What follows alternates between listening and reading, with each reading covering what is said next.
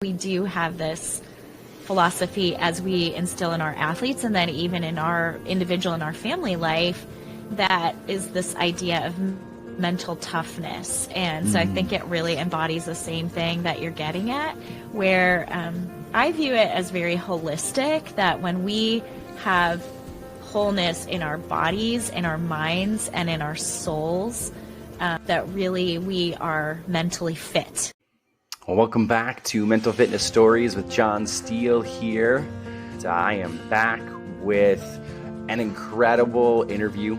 Super excited about it. I actually got a chance to interview 2 track and field coaches. Such a cool thing to come off of the Olympics. I don't know about you, but I was super excited to watch the Olympics, track and field specifically. And so to do this interview and then watch the Olympics, and being able to see some of the things that we were talking about come out in this mental fitness way, I mean, you'll hear more about it. It's going to be awesome. So, but these 2 coaches, Dorina Lazo Gilmore-Young and her husband, Shawn Young, got a chance to sit down with them and go over so many topics, so many that I had to split it in 2 parts, but I wanted to share a little bit about them and their background first.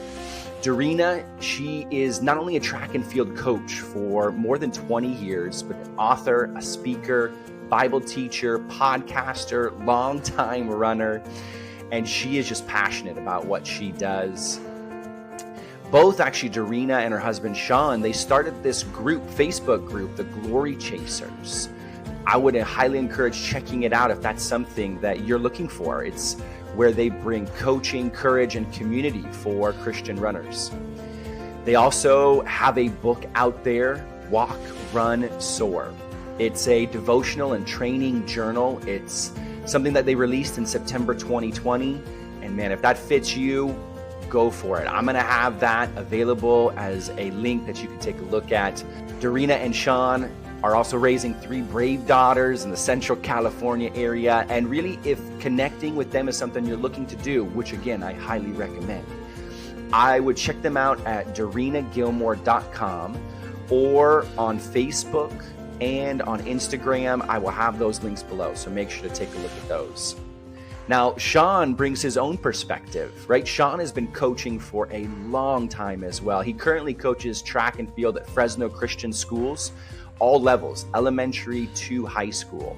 But he's also coached athletes competing in all types of races, from 5Ks all the way up to marathons, including triathlons. I mean, all the way up to Ironman distances, right? When he said that, we have a conversation that we're going to have after this podcast that I'm excited to get some more insight on these triathlons. As you well know, that's something that I try and compete in. He's also done those competitions himself, right? In cross country, all the way up to marathons to Ironman triathlons. I mean, so we're bringing a wealth of knowledge here as coaches. We're bringing in this perspective on mental fitness that we're going to cover topics like how to train athletes on their race specifically, right? Working on performance anxiety and improving the mental fitness through this holistic approach, mental, emotional, spiritual, even through things like grief and loss, and really bringing this importance of community. So many things, again, like I said, too many things to cover in one, had to break it in 2. So part 1 is going to be coming up here. I'm excited for that, this conversation that we had. So grateful to have these 2 wonderful people a part of this podcast. We're going to jump right in at a place of talking about coaching and the important perspectives of what that brings. And so I'm excited to do that. Without further ado, here's the interview with Dorina and Shawn. I hope you enjoy.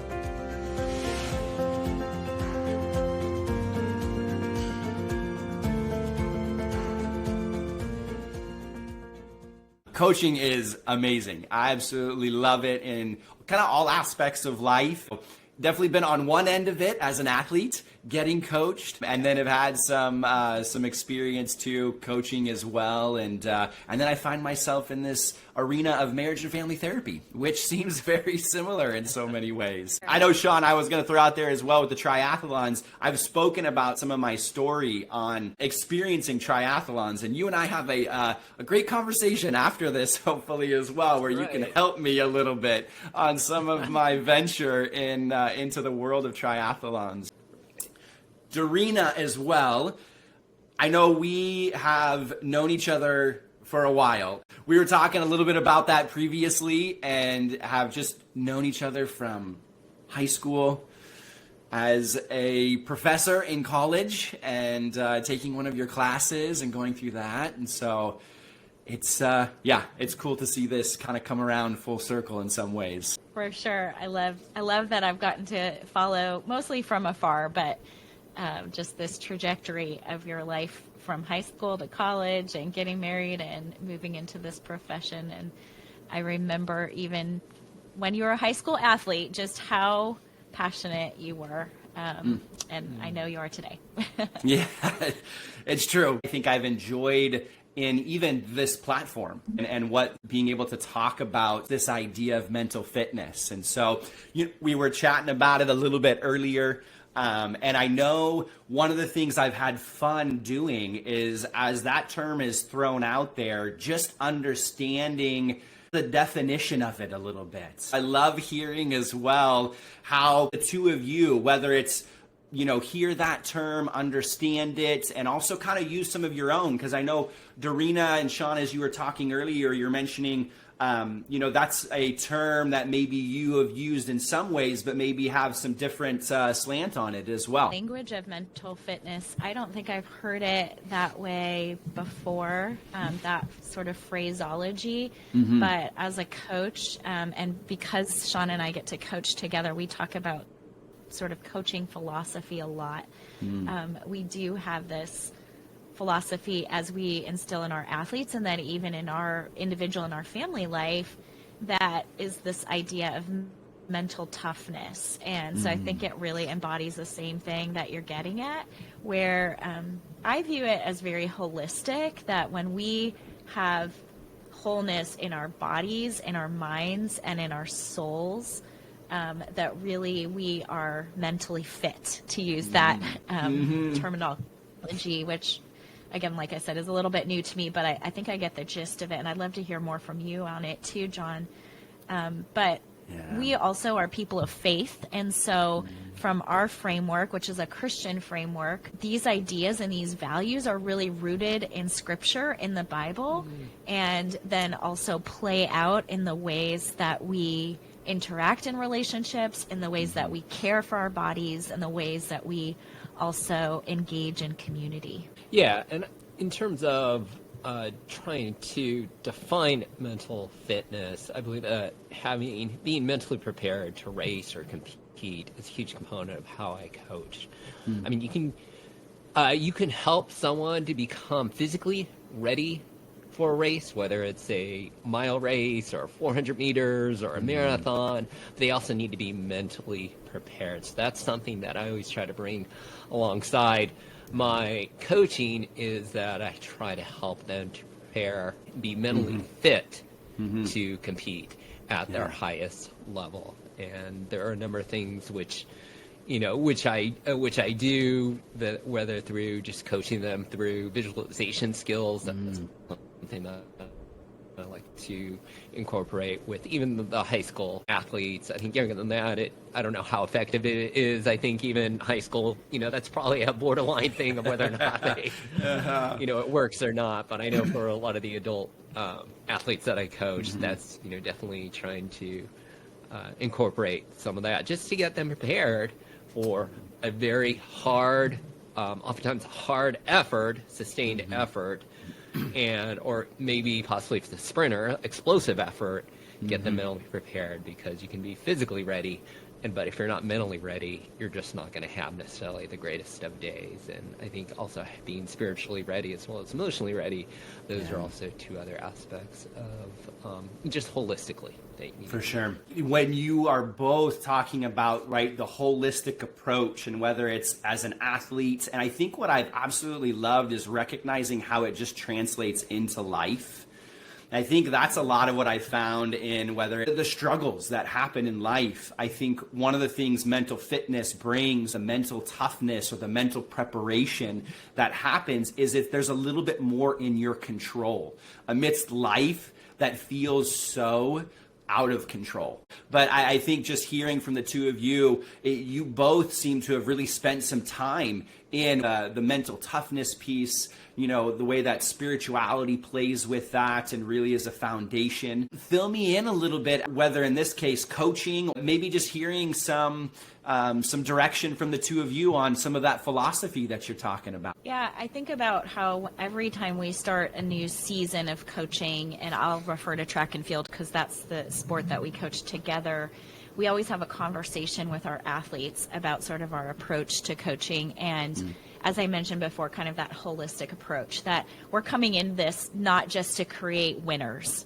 We come in to coach because we care about our athletes physically, mentally, emotionally, and spiritually. And so we want our kids to know that. We want them to know that we're going to be intentional in all of those areas. It's obvious maybe in athletics that you want to get your body ready.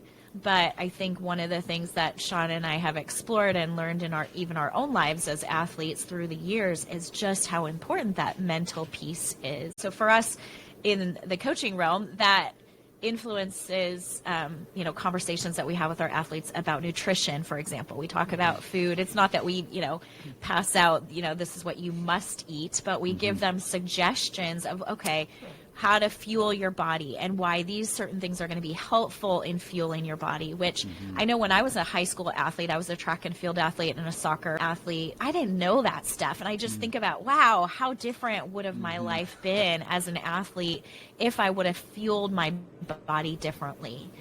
So we have those conversations a lot with our athletes and even with our daughters. Just as an example, I think the other thing too is that we really care deeply about the spiritual aspect. And so I think my role in kind of our coaching, the way that we divvy things up, is just really being a spiritual mentor to our athletes. And so that means we take time at the beginning of every week where I will share kind of a devotional, an inspirational story. I'll read some scripture to root our athletes. And honestly, that's where our book, Walk, Run, Soar, it came out of, was just that kind of practice that we felt like it was really important. And it's mental, it's emotional, it's spiritual, and it affects the physical.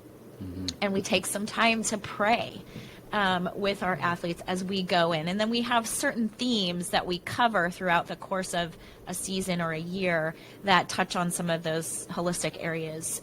So that's really kind of my focus with the team. And then Shawn's expertise, and I'll let him share, is a little bit more on the physical and the science behind getting ready to compete. I'll create different training plans for each of the different types of competitor. But that only helps the physical conditioning, which is, if you don't have the physical conditioning, guess what? You're probably not going to excel too well. Yeah, it's going to be rough. I mean, that is a very key component. But since we're talking about mental fitness, and one of the things that I like to incorporate is perspective on running. I always try to give them perspective in track. Is one of the most common phrases I say throughout the season is that running is fun, or track is fun. We want to make this a game, almost like gamify it, so that it's not, because what I've found is, particularly coaching athletes, for some reason, in this current generation, compared to as much, say, 20 years ago, 25 years ago, I feel that race anxiety is such a huge detriment to people performing. There are so many great athletes, which I see out there in high school. It's like, oh, you'd break our school records, you'd be competing for all these championship titles, but fear, anxiety is holding them back. Yeah. And so that's part of the reason why, give them perspective, running is fun, competing is fun. Hey, this is play. we're coming out here because it's fun. It's not something that I have to do, not something that, it's a punishment. Hopefully it's not, you don't feel like it is, but it's an opportunity to see just how good can I get in a particular sport, particular event. So that's one thing, is just impressing upon them. Hey, running is fun. I know in cross country, I got this hideous shirt that we picked out, like all of us, we were at cross country camp. And we went to Goodwill, like the boys team, and we all picked out these pretty obnoxious shirts, right? A lot of Hawaiian shirts. And so I got one that was red and orange and yellow and green. And I would wear it at our races, and people would just laugh. And why did I do that? It's to make them laugh and think, oh, okay, that's kind of crazy, but just to keep them loosened up. I know Dorina just absolutely despises it. It's a passionate statement of sorts. Might be in the garbage tomorrow. But I intentionally wore it to go at a lot of our races to keep the attitude light and loose. Yeah. It was, that's one of the mental aspects of things. Let's have fun out here. Cross country, if you're competing as hard, at your limit, it's gonna hurt. I mean, there's no way around it if you're really competing to your fullest capability and pushing your boundaries, trying to see what you can do. But so, keeping running light and fun, that's kind of a core thing that I try to instill. Yeah. No, as both of you are talking about, I think the mental fitness aspects of these, from the fun, right? Hawaiian shirts. I absolutely love that. Right. I feel like my wife would have the same exact reaction. You haven't seen the shirt, Shawn. I'm already loving it, Shawn. I'm already loving it. That's how it goes. But from keeping it fun to speaking about the anxiousness and how that impacts performance, how it impacts life. That's something that speaks directly to a lot of, I think, my mental health background, and recognizing how in sports and in life so much of this translates. And Dorina, as you're talking about the wholesome approach, the importance of spirituality, the importance of having this foundation, I think what I found in spirituality as well that I so appreciate is groundedness in it. Right. There is such a settling that happens from the cadence of prayer, and what that cadence can do for somebody in just their bodies is absolutely a beautiful thing. And being able to institute that within nutrition, right, as well, like you're hitting all of these. I have kind of this model that I've gathered over the years, a bio-psycho-social spiritual model that's kind of like this wholesome piece that I hear from the both of you, bringing all those aspects is just awesome when you're coaching. Well, I couldn't help but end this podcast with a fun picture. Shawn allowed me to share that crazy shirt picture. So here it is. And what a fun way and fun reminder of that perspective. And I hope you're able to take that away with so many other things that were in this podcast. Remind yourself of that fun, whether in your athletic pursuit or other areas of life. Part 2 is going to be dropping soon. Super excited about that one as well, as we cover more things like grief and loss. Lastly, reminder of the 30-day challenge coming up Monday, August 26th. Going to be in YouTube as well as available in the other formats as well. The Facebook group, Mental Fitness Stories with John Steele, and the newly added Instagram, Mental Fitness Stories. Find those videos there. Can't wait to go on this 30-day journey with you. With that, be curious, stay curious without judgment. Until next time.